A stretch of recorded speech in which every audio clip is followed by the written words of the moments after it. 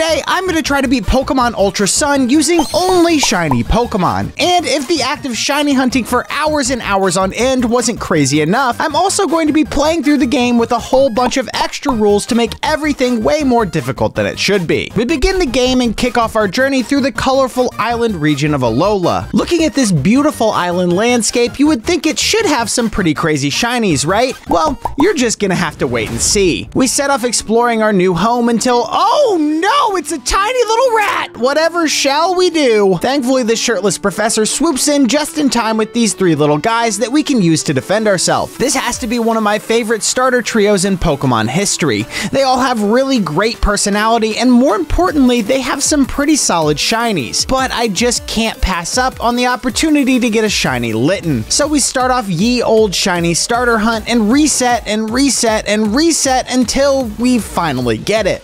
Oh!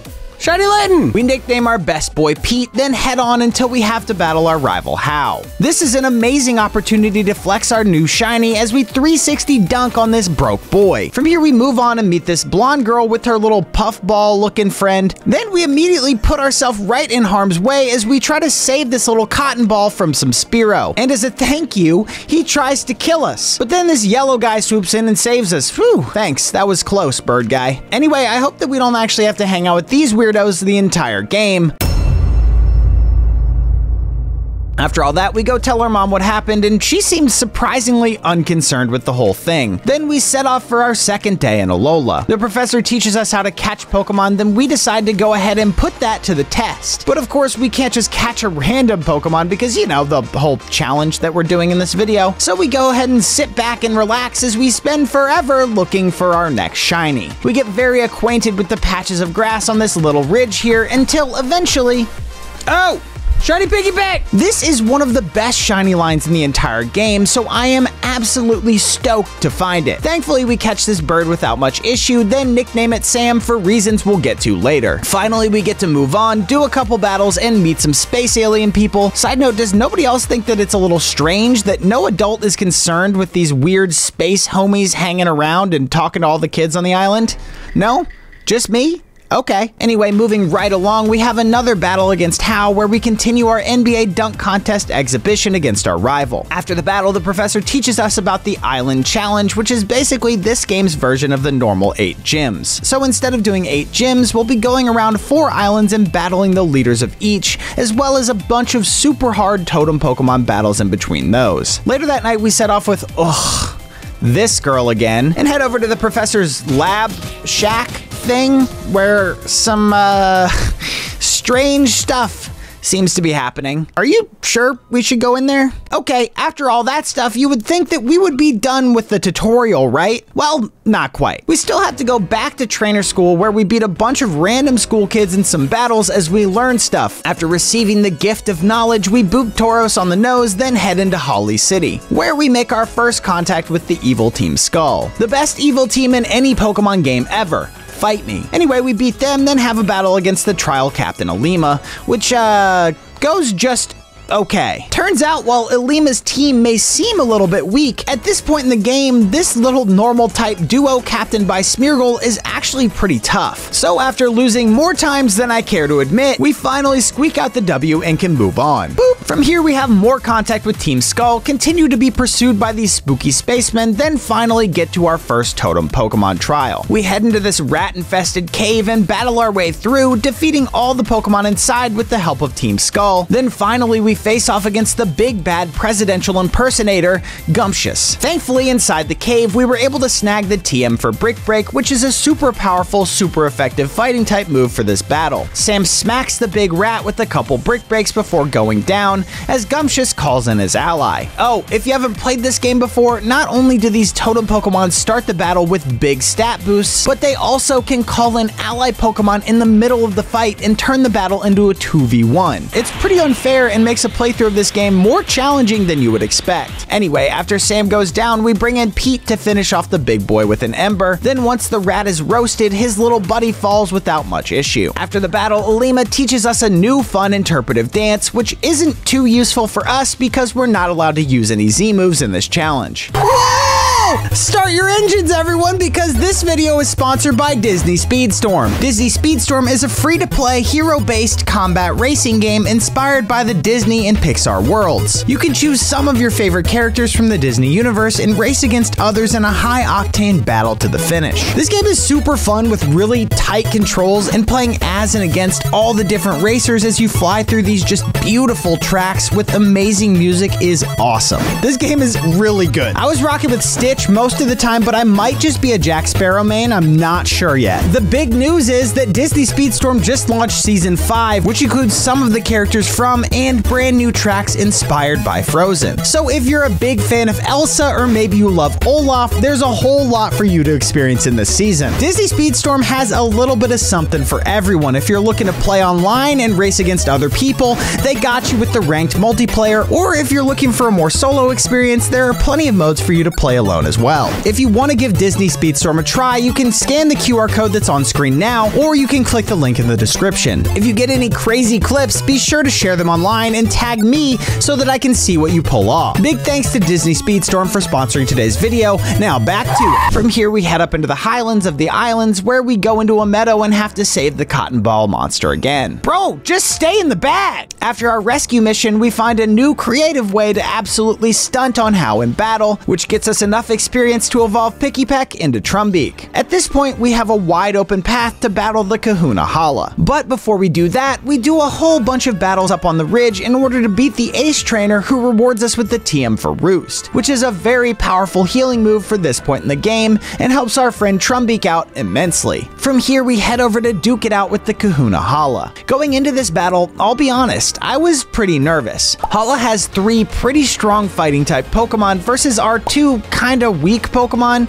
and the Kahunas in this game do have access to Z moves with their aces, so that's pretty dangerous as well. We head into the battle and pluck down his lead Machop, but we get feinted by his Makahita's fake out. So we're down to just Litten, who's able to come in and take out this animated sandbag with quite a few Fire Fangs, while taking some hits to our accuracy in the process from Sand Attack. So at this point, our accuracy has been dropped multiple times, and we're at half HP going against his Ace Crabrawler, who, remember, has access to a Z move. This is an incredibly bad position to be in. Let me just show you what happens against this crab. Burn? Ooh, flinch. We could flinch him all the way down, imagine. Oh, the burn is huge. Flinch? 2 flinches? Ooh! He's gonna full heal now, as long as we don't miss. Wait, this is insane. And one more. Hit. Kill. Oh! That is some of the most lucky that I've ever gotten in a battle in my entire Pokemon career. After draining all of my luck for my next shiny hunt, our kitty gets to evolve, then we get the ability to ride Tauros. Whee! Meet Professor Oak's Polynesian cousin, pick up some random items, learn a new dance, then Mantine surf our way to Akala Island. But before we started venturing our way through this new land, we decide to double back to the first island and try to track down a 3rd shiny. We have a couple Pokemon that we would want to see, all of which spawn in the cave at 10 Carat Hill. We wander around bumping into the walls until... Oh! Oh! Shiny Roggenrola? This is one of the best shinies in the entire series right here. This was by far our top choice from this cave, so we are so happy to see this blueberry boy.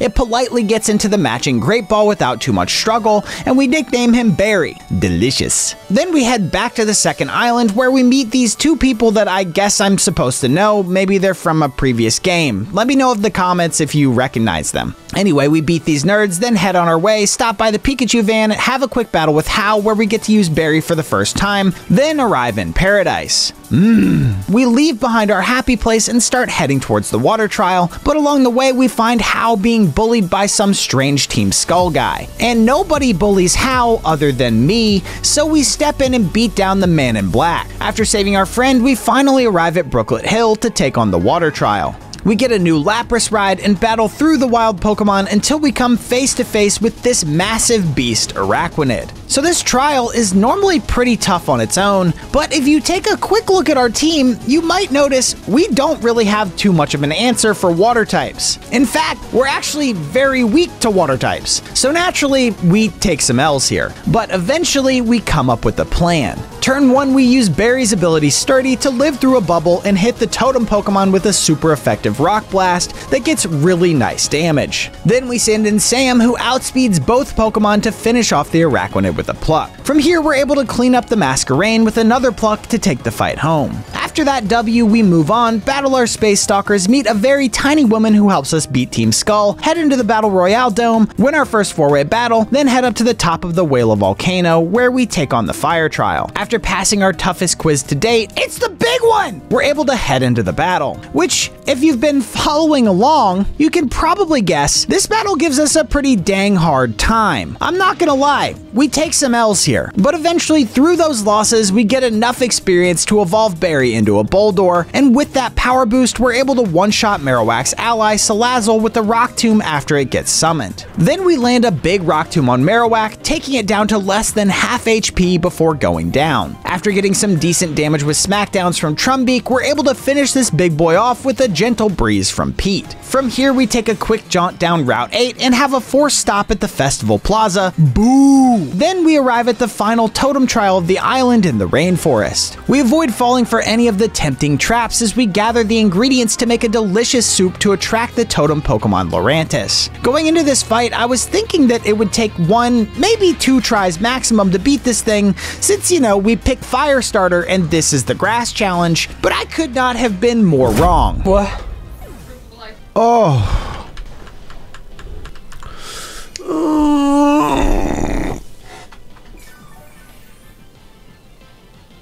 Dude, this fight is so annoying. No Flower Shield. Oh, I went for Flower Shield. So stupid. This is such a stupid fight. Dude, how do I...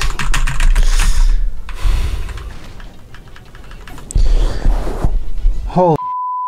Eventually, after taking a 2-week break from recording this video, we build up the courage to give it another shot. But unfortunately, it seems that the footage from this battle was lost to time. Yeah, I may or may not have rage deleted it, accidentally. And also there was a full shiny encounter in that same recording. So you're gonna have to take my word about beating Lurantis. But for the shiny, here's a perfectly recreated interpretation of our encounter from my editor. Thank you for your hard work as always. Anyway, here goes nothing. Man, when am I ever going to find this shiny? It's been forever that I've been looking. Oh my goodness, no way. We found it. Holy mackerel. There it is, the shiny Phantump. Feast your eyes, ladies and gentlemen, on its spooky goodness. Oh, very nice, we caught it. I'm going to nickname it Vol, and I'm going to trade it to evolve it into a Trevenant. Whoa, we're being sucked through time to right before the second Kahuna battle. Oh no! I bet if I didn't tell you the footage was lost, you would have had no idea there. Anyway, on the other side of the time warp, we arrive at our battle against the second island Kahuna, Olivia. And surprise, surprise, we struggle super hard with it. I'm not sure if this is a me issue or if I just caught Pokemon that looked cool and maybe are just bad overall, but we have struggled our way through this run so far. Anyway, Olivia is a rock type specialist, which is generally a pretty weak type overall, but her team is actually kinda decent. We take some L's at the start, but eventually we get enough experience that Sam evolves into his final form Toucanon, and he will hereby always be known by his full name, Toucan Sam. Oh my, I guess I'll have to follow my nose. Whoa. Against Olivia's lead Anorith, turn 1 we miss a Rock Tomb, which causes us to take a super effective Metal Claw to the dome before finishing it off with a single Tomb of Rocks. Then Olivia brings in her Lileep, who takes out our Boldore with the Giga Drain. This allows us to bring in Trevenant and set up a curse on this blasted plant monster. From here we're able to stall out the turns as Curse ticks down its health and we finish it off with a Shadow Claw. Finally, she sends in her ace Lycanroc, who takes out Trevenant with a Crunch. We bring in Toucan Sam and use its signature move Beak Blast Blast, which is a super interesting and, as we find out here, extremely useful move. You see, Beak Blast is a powerful flying type attack that charges up at the start of the turn, and if another Pokemon makes contact with you while you're charging, they get burned, which against a physical attacker like Lycanroc is a huge win for us because the burn reduces the damage that its physical attacks will do to our bird. So once we have it burned, which we have to do twice because Olivia has a full heal, we're able to stall with Roost as the burn damage ticks and eventually finish it with a super effective Brick Break.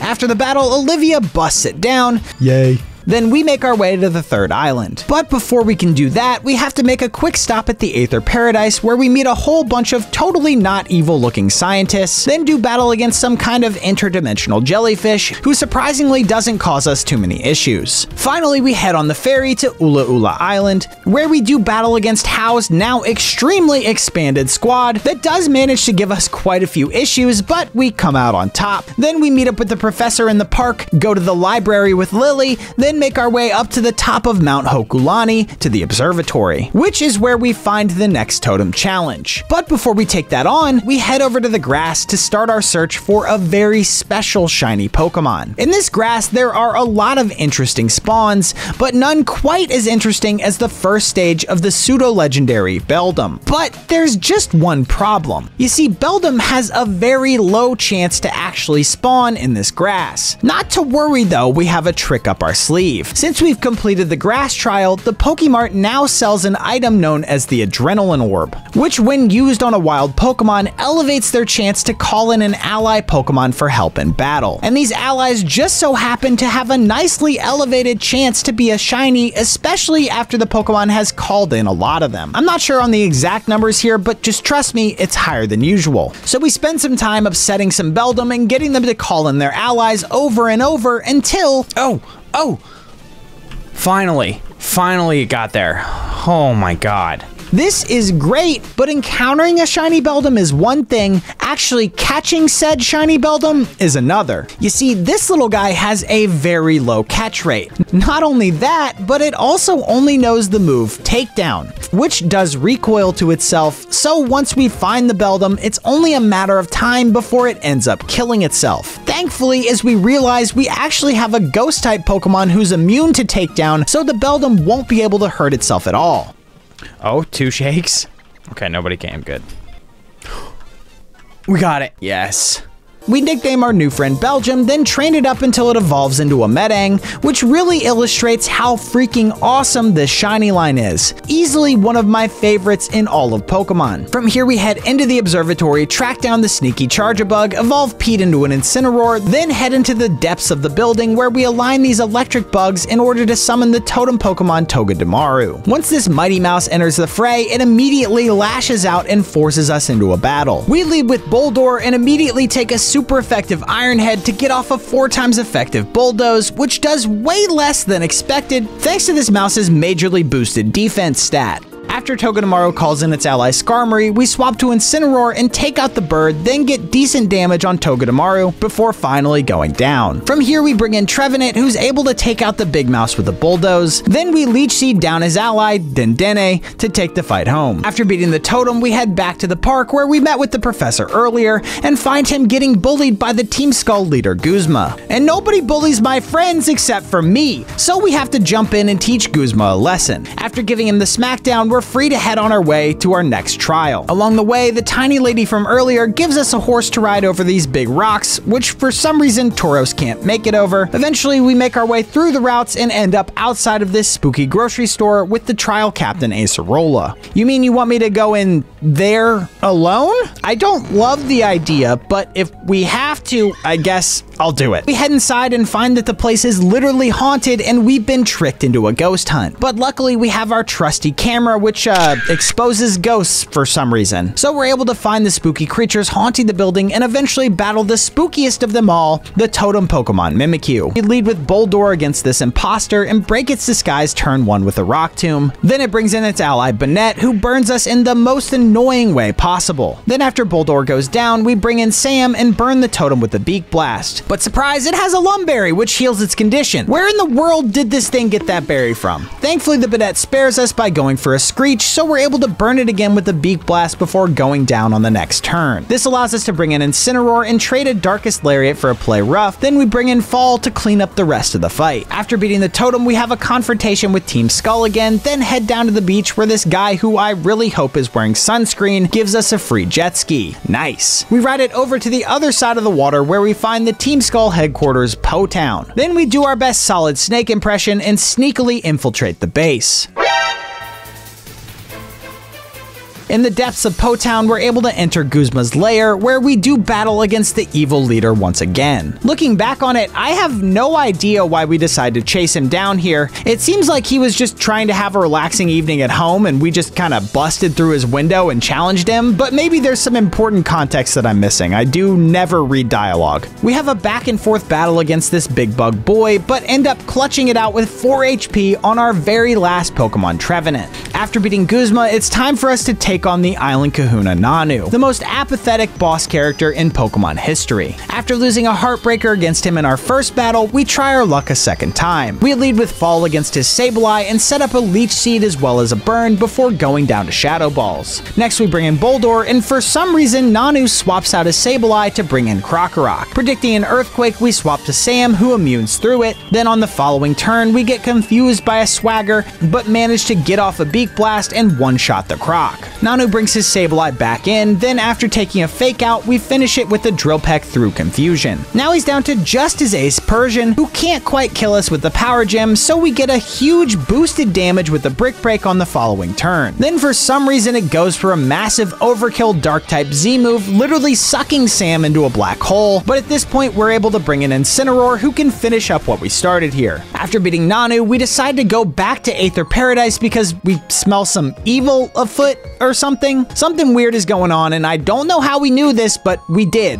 Okay? We do another Metal Gear impression as we sneak and battle our way through Paradise, beating down Guzma, evolving our Metagross and Boldore, then taking on one of the hardest battles in the game against the leader Lusamine. Or at least it's normally one of the hardest battles. If you get some lucky attack boosts on your newly evolved Metagross, turns out you can melt a lot of Lusamine's team pretty easily. Then you can bring in your Toucan to finish off her last 2 Pokemon. After the battle, Lusamine and Guzma jump into a random portal, which God knows where that goes, but that's not our problem. We're able to move on without giving it too much more thought. We leave Aether Paradise and move on to the final island of the game, Pony Island. And a few amazing things happen here. First, we finally find a big strong man who will carry us around and push big boulders for us. Next, we get invited to a party with these really tall executors out on their private island. And finally, we get to take on a trial against one of my all-time favorite bosses in Pokemon, Totem Komodo. While this is a tough fight, we're able to neutralize a lot of what Komodo wants to do by landing an early burn with a Beak Blast. Then, after surviving the onslaught of attacks from its ally, we finally finish the big boy off. After dealing with Komodo, we go up and play a flute duet so bad that it shatters the space-time continuum. So we're forced to dive deep into one of those random portals and kill a god to fix it. And you already know this battle is as simple as clicking Toxic and waiting for the big boy to go down. With Ultra Necrozma taken care of and the world safe for the time being, we just have a couple things left to do. First, we have to go back to all of the islands to battle the trial captains again to summon this random bug who is actually the final totem Pokemon.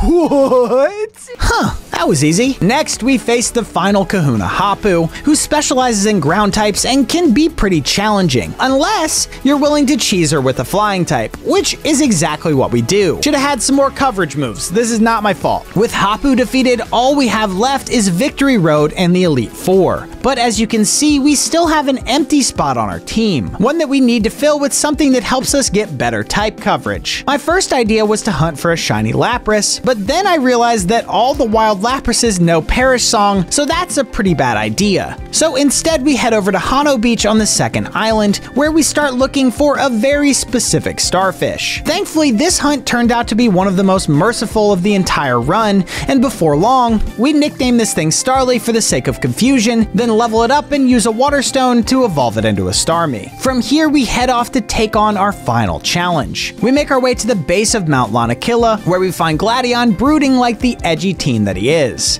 He forces us into a battle, which gives us the perfect opportunity to show off Starly in, Anyway, we knock the angst right out of Gladion, then head up to the top of the mountain to take on the Elite Four. We decide to take on the Ghost Specialist Acerola first, since we see a clear strategy to get an easy W. We take out her Banette with the Darkest Lariat, then she brings in her Palossand, so we swap to Sam, who Palossand literally can't hit. After some time spent chipping this thing down, she swaps in her Frostlass, so we bring in Incineroar to take it out. Then she brings her Sandcastle back in, and we bring back our Toucan and take out the rest of her Pokemon easily. Next, we head to take on the Rock Specialist Olivia. In this fight, a lot of the heavy lifting falls onto the shoulders of Metagross, and thankfully this quadrupedal metal monster is more than capable of taking on that burden. A few Hammer Arms and Meteor Mashes can take care of her team without much issue. From here, we head to the chamber of the flying trainer Kaili, whose Hawlucha does give us some trouble, but once we're able to take it out, Gigalith deals with the rest of her team without too much issue. Finally, we just have one last battle against Moylaine, the Steel Specialist. It does take the combined might of our whole team to win this one, but it's nothing too flashy, just some good old-fashioned type matchups and super effective hits. At long last, we arrive at our final battle against the Professor. Oh, he got me good this time. It's actually against Hao. Nice one, Prof. Against his super annoying Raichu, we lead with Incineroar, who barely survives a Focus Blast and takes it out with the Darkest Lariat. We sack Pete against his Vaporeon to bring in Fall, who gets good damage with the Horn Leech before Hao takes it out and brings in his Decidueye. This owl is no match for Sam, who finishes it in one shot. From here, he brings in Crabominable, who for some reason is faster than Toucanon, so RIP. And it's faster than Metagross. What in the world? Since when? Finally, we're able to clean it up, then get big damage on his Tauros before falling to an Earthquake. But this lets us bring in Starmie, who lives through a double edge as the bull kills itself. And from here, it's easy enough for Gigalith and Fall to clean up the rest of the fight, securing us the W and completing the game. Like the video and subscribe to the channel if you enjoyed it. Till next time.